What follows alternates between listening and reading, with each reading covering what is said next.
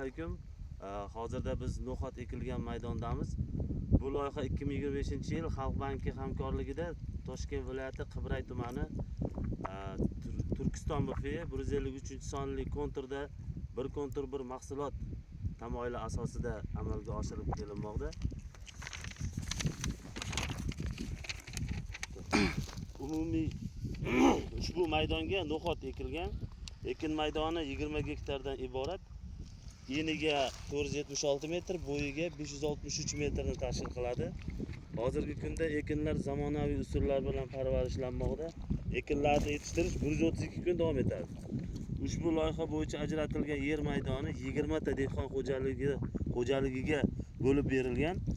Loyihani samarali amalga oshirish maqsadida dehqon xo'jaliklariga Ekamir ishlab chiqarish kooperativi biriktirilgan.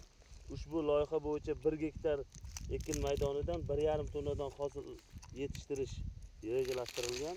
Loyihani amalga oshirish natijasida har bir dehqon xo'jaligi 20 million so'mdan daromad olishi ko'zda tutilgan.